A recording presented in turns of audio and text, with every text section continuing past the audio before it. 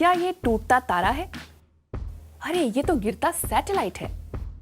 Elon Musk की company अंतरिक्ष में ऐसे सैटेलाइट भेज रही है जिनका मकसद दुनिया के हर कोने में इंटरनेट पहुंचाना है। लेकिन क्या ये सुरक्षित है? हाल ही में स्टारलिंक के भेजे 49 सैटेलाइट में से 40 लॉन्च के बाद जल्दी ही गिर गए। चीनी प्रशासन ने दावा किया कि स्टारलिंक के सैटेलाइट की उनके नए स्पेस स्टेशन टियानगोंग से टक्कर होते होते बची। हर कोने में इंटरनेट का सपना दिखाने वाला यह मिशन क्या अंतरिक्ष में कचरा और एक्सीडेंट बढ़ाने वाला कदम साबित होगा? स्टारलिंक के पीछे की सोच बड़ी नेक है। सैटेलाइट्स का ऐसा ग्लोबल नेटवर्क बनाना जिससे दुनिया के हर कोने में तेज इंटरनेट पहुंचे। एलोन मस्क की कंपनी स्पेसएक्स ही स्टारलिंक को चलाती है और अब तक स्टारलिंक ने धरती की कक्षाओं में 2000 से भी अधिक सैटेलाइट भेज दिए हैं। अमेरिकी प्रशासन ने उन्हें कुल 12,000 सैटेलाइट भेजने की अनुमति दे दी है। ऐसे 30,000 और सैटेलाइट भेजने के लिए मस्क की कंपनी ने अमेरिकी सरकार के सामने अर्जी लगाई है, यानी कुल 42,000 स्टारलिंक सैटेलाइट जो धरती के इर्द गिर्द चक्कर लगाएंगे।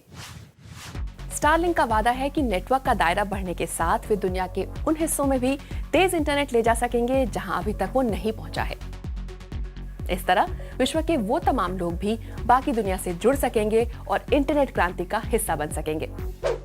मिसाल के तौर पर एलोन मस्क की कंपनी भारत के गांवों और ग्रामीण इलाकों में रहने वालों तक तेज इंटरनेट ले जाना चाहती है।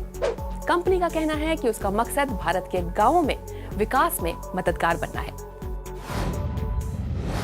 दुनिया भर में फिलहाल स्टारलिंक के 2.5 लाख से अधिक ग्राहक हैं। अमेरिका में इनकी स्टैंडर्ड सर्विस के लिए महीने के $99 लगते हैं, यानी कंपनी के लिए सालाना $30 करोड़ का रेवेन्यू।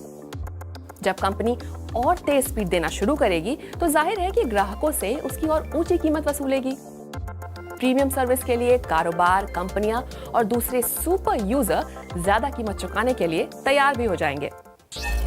मस्क के इस महत्वाकांक्षी प्रोजेक्ट के दावों को लेकर आलोचकों ने कई सारे सवाल खड़े किए हैं, जैसे अंतरिक्ष में टक्करों का डर और पर्यावरण पर उसका बुरा असर।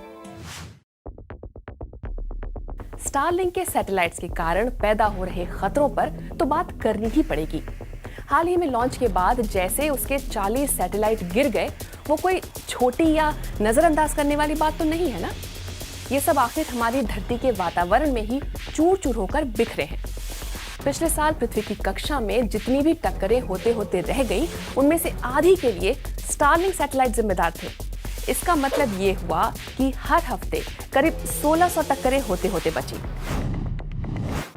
जब ऐसा कोई क्रैश होता है तो उसके कई तरह के असर दिखते हैं। अंतरिक्ष में तैरता इसका कचरा नीचे या ऊपर की कक्षाओं में भी पहुंच सकता है, जिससे दूसरे ऑब्जेक्ट से उनकी टक्कर होने की संभावना और भी ज्यादा हो जाएगी। पिछले साल चीन ने दावा किया कि उनके नए स्पेस स्टेशन से स्टारलिंक सैटेलाइट की टक्कर 2 बार होते होते बची। इनमें से एक भी टक्कर हो जाती तो उस पर सवार एस्ट्रोनॉट्स की जान को खतरा पैदा हो जाता।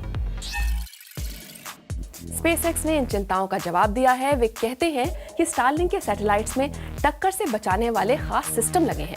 इनकी मदद से किसी और व्हीकल या कचरे के आसपास आने पर वे सैटेलाइट खुद ही रास्ते से हट सकते हैं। दुनिया के कोने कोने में तेज इंटरनेट ले जाने वाला सैटेलाइट नेटवर्क। इसके लिए क्या आप सैटेलाइट्स की टक्कर पर चिंता को नजरअंदाज कर देंगे?